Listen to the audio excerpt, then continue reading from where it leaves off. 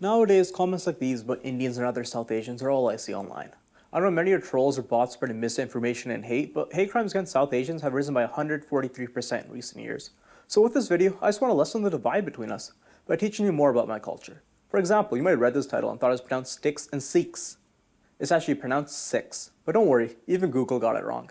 Another thing you probably didn't know is that Sikhs love hockey. We fully embrace the game. Just like most Canadians, it's often the first sport we play as kids. Whether it's playing street hockey and waiting for cars to pass, or running away after your shot accidentally destroys the neighbor's garage. I like to use this chance on TV to apologize to Mr. Vandelay. I'm so sorry. I didn't know my shot would be that hard, okay? To growing up and joining beer leagues with knees and backs aren't quite what they used to be. The game is just embedded in us. Hockey has become a way for us to bond as families, whether it's going to a Flames game together or just yelling at the TV during Hockey Night in Canada, or watching the Punjabi broadcast of the game, something that we're very proud of as a community. So over the course of this video, join me as we explore the origins of Sikhs in Alberta. I'll be interviewing Michael Hawley, a historian and professor of Sikh studies at Mount Royal University. And later, I'll be speaking with Dampy Brar, the 2020 Willie O'Reeve Trophy winner and founder of South Asian Hockey, an organization that mentors South Asian players in Calgary and Western Canada. Through these stories, we'll explore the deep historical roots of South Asians in both Alberta's history and its hockey rinks. While I was researching the origins of Sikhs in Alberta for this segment, I realized how much I didn't know about my own culture. I was under the assumption that Sikhs and other Indians came to Calgary in the 1990s or the earliest the 1970s. That's the way it was in my family. But I was really shocked to find out that that wasn't the case. It wasn't until I discovered the Alberta Sikh History Project, the only project of its kind that actually documented the deep origins of Sikhs in Alberta. I was surprised that Sikhs have been in Alberta as far back as the late 1800s, when the province was still called the Northwest Territories. Another surprise I found was that it was led by Professor Michael Hawley. Now, I would have thought it had been run by someone of Indian origin, but after doing my research on him and talking to him, I would call Dr. Hawley one of the brownest men I ever met. No, honestly. Dr. Hawley has been at the forefront of Sikh studies since the early 2000s, where he's known in the community as one of the best professors in the topics of Sikhism. I learned so much from our conversation, I'm sure you will too. Now let's hear what the professor has to say. Hi, my name's Dr. Michael Hawley. I teach at Mount Royal University here in Calgary, Alberta. I teach mainly in the areas of Sikhism, Sikh history, but particularly Sikh history here in Alberta. I've been teaching at Mount Royal for about the past 25 years or so, and I've been interested in the Sikhs for about that same amount of time, and I started the Alberta Sikh History Project about 7 or 8 years ago. So, can you tell us about the immigration process from Punjab to Canada? Why would they go from BC to Alberta specifically? Yeah, that's a $1 million question. Why would Sikhs move from British Columbia with its booming population of new migrants coming in, where there's other Sikhs, only to come all the way across British Columbia, come to Alberta, where there's virtually no Sikh population, or very few Sikhs living in the province at this time? One can really only speculate and conjecture because we don't have any interviews, we don't have any diaries of these Sikhs who came early on. But I suspect one of the reasons is to follow the work, to follow the labor. Sikhs had been moving across the province of British Columbia, probably for several decades, moving in slowly into places like Abbotsford, Kamloops, but then also into southern British Columbia, places like Nelson, Cranbrook, these types of places. And they probably just followed the work.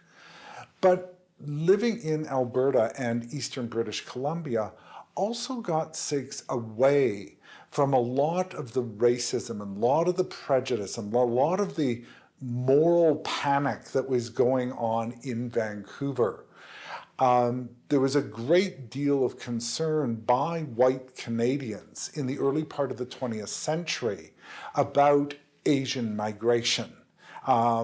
not only from India, but also from, of course, Japan and China as well. And there were various ways in which the Canadian government tried to deal with that so-called problem of Asian immigration. The way that they did it with Chinese migration, of course, they introduced the head tax. For Japanese migration, they came to an agreement with the Japanese government that the Japanese government would limit the number of Japanese who were permitted to leave Japan and come to Canada. The reason why there was this moral panic, as I say, is the number of people, particularly Sikhs, coming from India in 1907, 1908, 1909. Those numbers grew very, very quickly, from a trickle of maybe 5 or 20 or 50 individuals each year to thousands. And in a very short period of years, there was over 5,000, nearly 6,000 Sikhs who had landed in Vancouver. And this triggered all sorts of discrimination, all sorts of racist assumptions about Sikhs, about Indians generally. There was the famous 1907 riot in Vancouver, where Chinese, Japanese owned shops were vandalized, were robbed. And so you have that sort of atmosphere in the West Coast. Here in Alberta, you certainly had discrimination. There absolutely was discrimination. There was prejudice here, but not likely to the same degree, that same intensity that you would have in Vancouver at the time. So it might have been, in some ways, easier to navigate, perhaps somewhat here in Alberta and eastern British Columbia, away from all the attention. So Phil, I wonder if you could tell us a little bit about some key historical figures during these times? Absolutely. There's, I think there's two major historical figures here. The first one for Calgary would be a fellow by the name of Harnam Singh Hari. And Harnam Singh Hari is a really interesting figure because we actually know something about him, which is actually quite a relief. He came to Calgary. He was one of the first Sikhs to come and settle here in Calgary, but he was certainly the patriarch of the first family who came and settled permanently here in Calgary. I believe, if my math is correct, I believe we now have the 6th generation of the Hari family living here in Calgary. So he really is in many ways sort of a patriarch for Sikhs here in the city. Harnam Singh Hari came from a small village called Ranake, and he came probably in the very early teens. So probably around 1910 he came to Canada and thereafter made his way to Calgary. There he temporarily worked for the Eau Claire Lumber Company here in Calgary. He then met and made friends with a local auctioneer, a fellow by the name of Arthur Lazel. And Arthur Lazel and Harnam Singh Hari apparently got along very, very well. And it seems as though Arthur Lazer may have helped him sort of get a leg up into farming and into raising animals and raising hogs. He certainly, Harnam Singh Hari certainly attended the auctions that were held by Arthur Lazel. Arthur Lazel is remembered as famously introducing Harnam Singh Hari whenever he walked into the auction as the Indian Emperor. The Indian Emperor who is here to come and buy hogs or to buy chickens or whatever they happen to be selling at the auction at that period of time. Harnam Singh Hari rented a farm in the northern part of Calgary. He rented that farm for probably a couple of years, and there he started to be able to save some money. He perhaps started raising some hogs. He perhaps started farming up in this rental piece of land, but he saved enough money to start purchasing land. And he started to purchase land in what is now the southern part of Calgary, right near what is Chinook Centre, or just south of Chinook Centre. And slowly, over the years, he acquired more and more land. And I think at the height of his land ownership, I think he owned about 5,000 acres here in the Alberta region, in the local Calgary region, which is a huge amount of land. He was followed here by his son, by his daughter-in-law, then later in the 1930s by his wife and his first grandchild. And the Hari family has really made Calgary a home base for many, many years. Harnam Singh Hari sold his farm just south of Chinook Centre in 1956. He sold it for, I think, just under $250,000, so he did very, very well for himself. And he did something that I think is very, very typical or indicative of his Sikh sensibilities, is he returned back to Ranake and he started to donate money. He started to build things. He started to build things such as pharmacies. He made contributions to the local Gurdwara. So he started to plow that money back in after spending so many decades in Calgary. Today, of course, there is a park named after him, Singh Hari Park, which is located in the district of Kingsland, which would have been the property that Harnam Singh Hari owned. Apparently he sued the city of Calgary. Was he successful in that by any chance? Harnam Singh Hari did have legal battles on his hands, and one of the things that he did was he challenged the city on the effects of having built the Glenmore Dam on his farm. So the city built the Glenmore Dam, and this caused seepage or flooding on Harnam Singh Hari's farm. Because of this flooding, Harnam Singh Hari had to get rid of some of his herds, some of his livestock, I believe sheep at the time that he was raising. And he did actually, I believe, successfully sue the city for compensation for that. That the building of the Glenmore Dam did in fact affect his farmland. So, Michael, you've been talking a lot about the Singhs. What about the Kaurs? Right.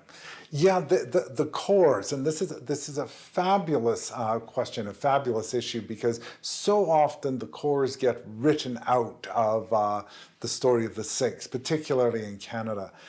I'd like to focus perhaps on one particular Kaur, and this is Bibi Dung Kaur, the wife of Birama Singh Joel. Bibi Dung Kaur came in 1921.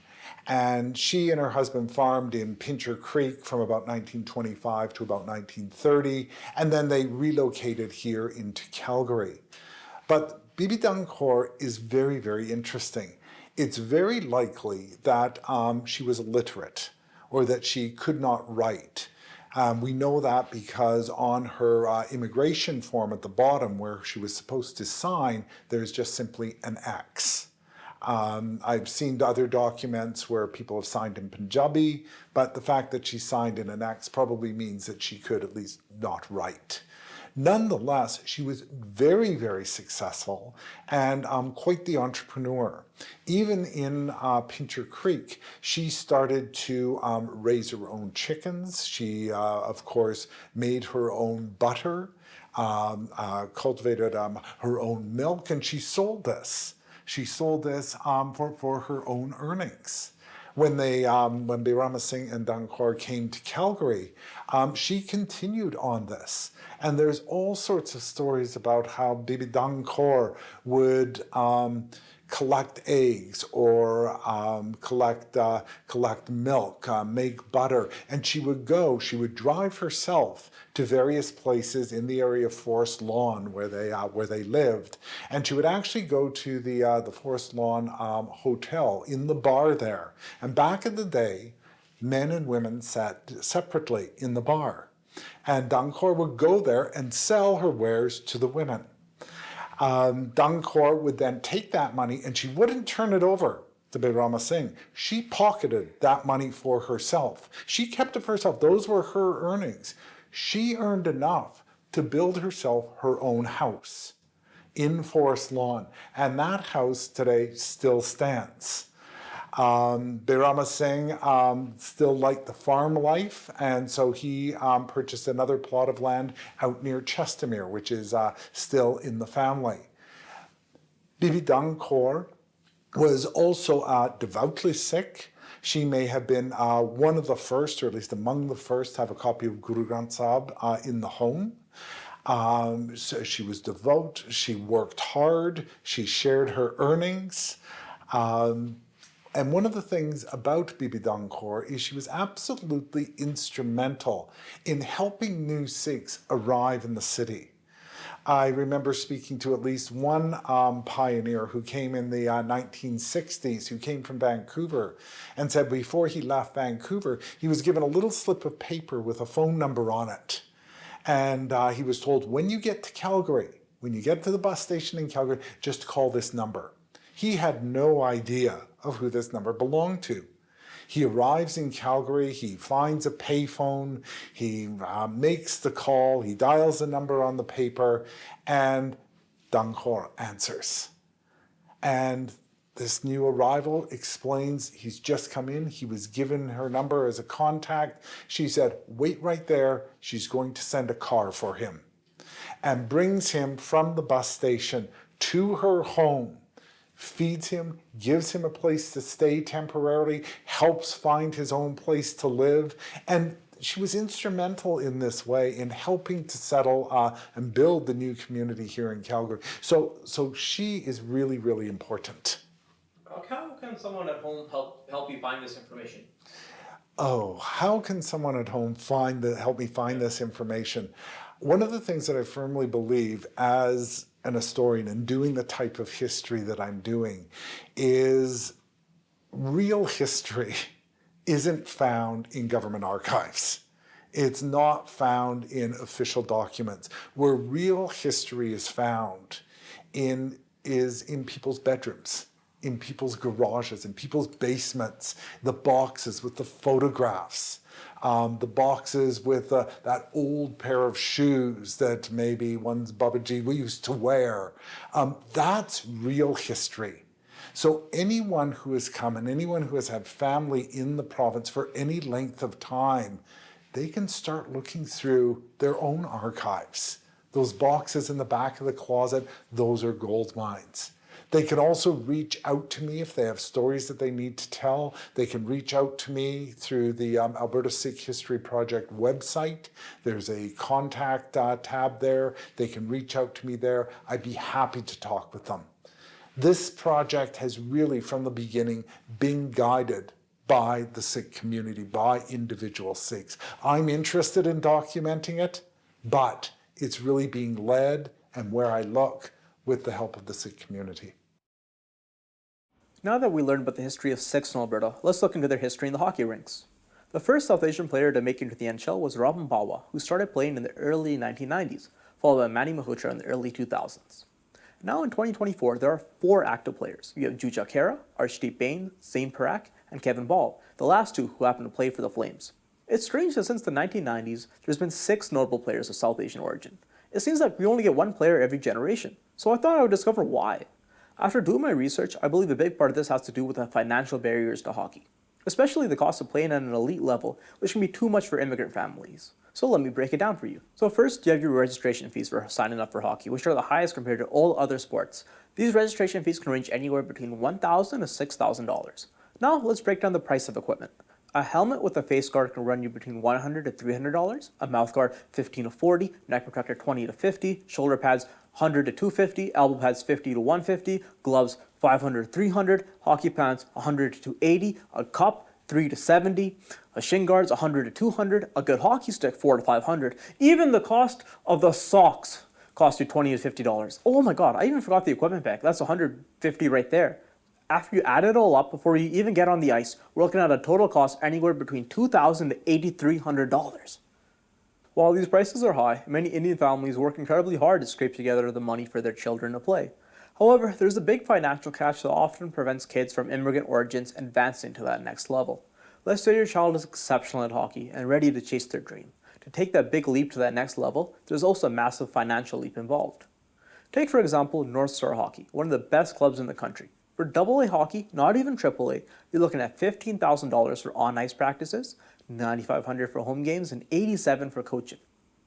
To put this into perspective, a game jersey and name bar alone would cost what an immigrant household earns in a single month. For U13 players to compete at an elite level, the total cost can reach up to $60,000 per year, equal to what an immigrant family earns annually. This harsh reality can make it nearly impossible for kids from immigrant families to pursue their hockey dreams. It will take time and generational progress for our communities to overcome these challenges and reach the highest level of sports. Sadly, this financial hurdle often puts an end to these dreams before they even get a chance to take off. You know what? Don't let what I just said crush your dreams, okay? There are many resources to help. The Flames Foundation offers the Even Strength program. Applications open every June to October. The Flames Sports Bank provides equipment for low-income families. You have Kids Sport that provides up to $500 for gear and registration fees. And you have Dampi Brar, who can provide further assistance if you need to speak to anyone in Punjabi. I've been a fan of the Flames since I was 9 years old. I remember the 2004 Cup run just like it was yesterday. To me, it's when I first fell in love with hockey. One of the core memories I have during that run was standing on the street with my friends, each one of us with a sign saying honk for the Flames, and being so happy when everyone honked. I don't know, I just loved how it brought the city together. So ever since 2004, I've been a diehard fan, even though at times they feel more like a love-hate relationship, but they're still the team that I love the most. I often see the Flames as the heart of the city, and this is especially true in regards to all the community work they do for the city. Every kid in Calgary remembers the Flames coming to their elementary school, having reading clubs, and if we're being honest, I never understood what those Hitman books were about. The previously mentioned Flames Sports Bank, the Flames Even Strength program, and all the help they do for the Children's Hospital. The list can go on and on. One way the Flames actually help the Sikh community is having Flames TV Punjabi. That segment started by legendary Punjabi broadcaster Harayan Singh, where he would talk to players in Punjabi, teaching them about our culture and really highlighting their personalities. This segment was great as it was a way for my parents and many other Sikhs to feel closer to the team, and in a way, closer to the city. So it was only natural for the Flames to host a South Asian night to really show their appreciation to the community. I was actually invited by the Flames to showcase their South Asian night, being part of the media team going behind the scenes at the Dome where I was able to interview the coach and even some of the players. On a side note, I guess I never realized how much the locker room smells. You could never really tell from the TV. The event itself was a celebration by the Flames that showcased their real appreciation to the thousands of South Asian fans in the city. At the event itself, I met incredible local South Asian artists, including Zoe, the designer of the Flames logo, and local Calgary DJ Josh, who kept the energy high with an amazing South Asian playlist. South Asian youth also took the ice for an exciting game during the intermission. That's where I met their coach, Dampi Brar, who alongside the city's mayor had the honor of dropping the puck at center ice. Dampi later invited me to meet his family and let me attend one of his hockey camps, where he mentored South Asian hockey players and taught me more about his organization.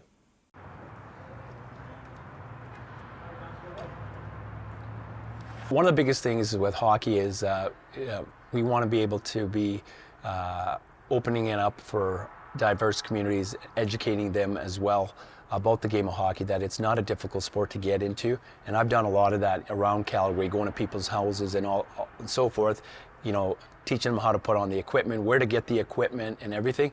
So one of the things I want to leave behind or continue with is growing the game so everybody enjoys the game. Hockey is Canada's sport. It's something that you turn on the TV in the wintertime, and hockey's prevalent. It's prevalent on the radio and so forth. So in order for hockey to survive, it has to grow, and you have to have more fans of the game as well. It's not just playing the game, but just have more fans part of the game. And people like myself that know the culture and know how hard it is for people that move to Canada, to how hard it is to get into the game, and that's what we're trying to do, is to ease that gap and make it fun for everybody. Speaking on that gap, Dampi's parents can explain this a lot better.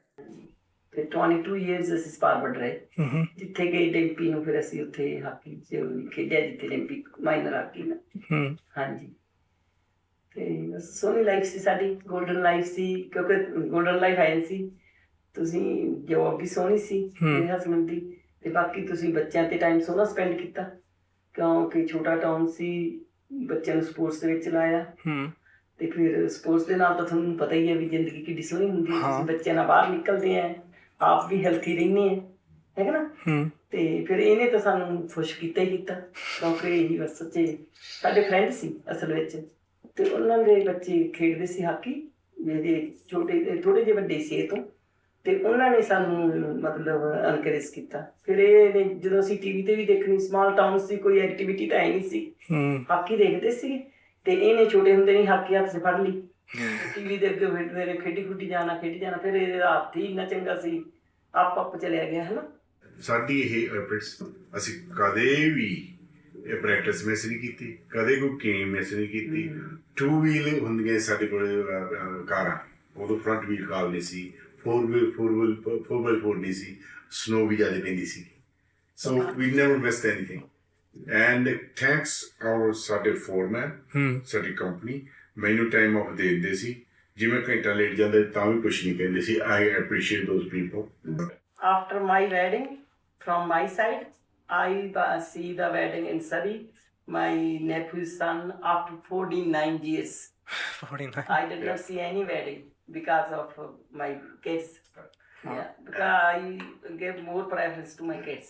ਇਹ ਚੀਜ਼ਾਂ ਤੁਹਾਨੂੰ ਆਪਣੀਆਂ give up ਕਰਨੀਆਂ ਪੈਂਦੀਆਂ, ਪਰ ਜਿਹੜਾ ਤੁਸੀਂ ਬੱਚਿਆਂ ਨਾਲ ਆਪਦਿਆਂ ਨਾਲ ਟਾਈਮ ਸਪੈਂਡ ਕਰਦੇ ਆ ਉਹਦੀ ਕੋਈ ਵੈਲਿਊ ਹੈ ਹੀ ਨਹੀਂ।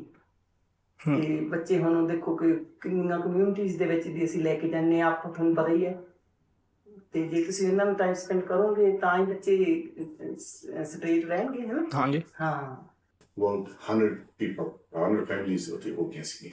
ਸਾਰੇ ਜਣੇ ਕਹਿੰਦੇ ਅੱਡੋ 5 ਮਾਈਨਾਂ ਸੀ, 5 ਮਾਈਨ ਦੇ ਵਿੱਚ ਸਾਰੇ ਜਣੇ ਕੰਮ ਕਰਦੇ ਸੀ।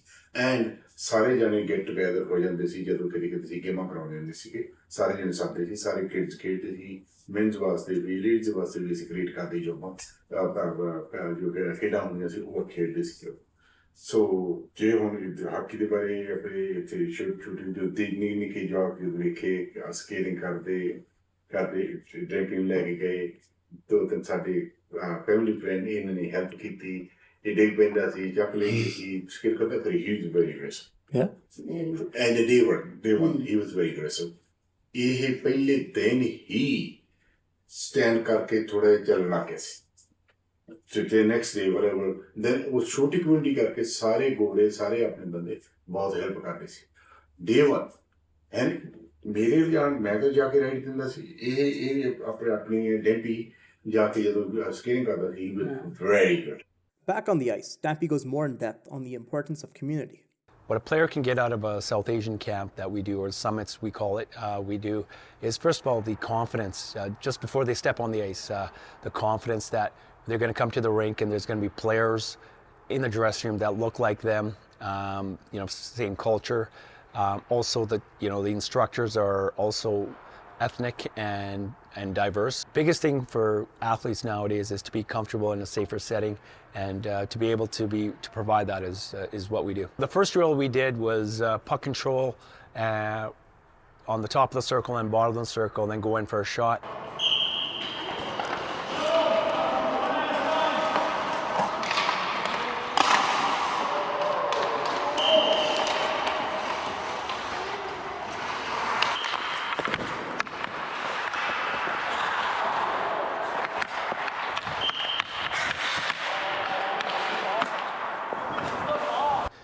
What we try to tell kids is not to stick handle that much, over stick handle, so just controlling the puck on the forehand and backhand, and then taking a shot on net. So having their head and eyes up, a lot of times kids will look down, and that relates to the game. So just simple movement, controlling the puck so they have control, and having the puck on the backhand and the forehand and going in for just a simple shot on net.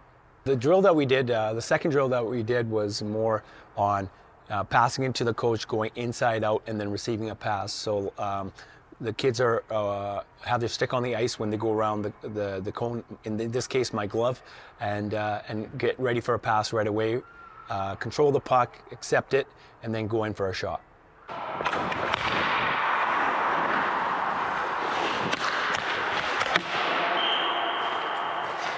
Too late of a pass. I don't know. He's a big goalie. Oh, what a goal. Where kids, I think, struggle the most is that before they get on the ice, they see a lot of content on social media, and they want to stick handle, and they want to do these funky moves and all that kind of stuff. I think the biggest challenge for kids nowadays, because the game is so fast and so quick, is skating. You only play at 13% of the time. I think the stat is that you're at full speed during a game. So a lot of it's is, stopping and turning and moving quickly, in tight spaces. So the focus should be a lot on skating as well as from open ice to small areas. One of the things that we want to promote with South Asian hockey is it's the X's and O's of the games, and the drills are great, but just to be able to mentor to them, teaching them about the intangibles of the game, like being a good teammate, coming in with a positive mindset, being a good person. I think sometimes, like the game of hockey, we rely too much on the skill side of things, but there's a lot of intangibles that are more important than just on the ice etiquette, but in the dressing room. You see the kids now in the dressing room, they're talking to each other. Yes, they know each other, but there's a different age gap here with all these kids and how they talk to each other. The respect of the game, respect to coaches, respect to the officials as well. Thanks for watching. I truly hope you learned something today about my culture and our love for hockey. I'm going to get a little sentimental for a moment because I just want to share one of my dreams with you. One day when I'm an old man still glued to the screen during hockey season, I hope to see a World Junior team, in my mind a symbol of Canada's future, be made up of kids of immigrant origins. I hope their names on their jerseys read Singh, Khan, Nguyen, and many more. To me, that means our communities have become fully established, thriving, and deeply rooted in Canada. Because at its core, the beauty of being Canadian is how we come together from all walks of life to build a stronger, more vibrant nation. Thanks for watching.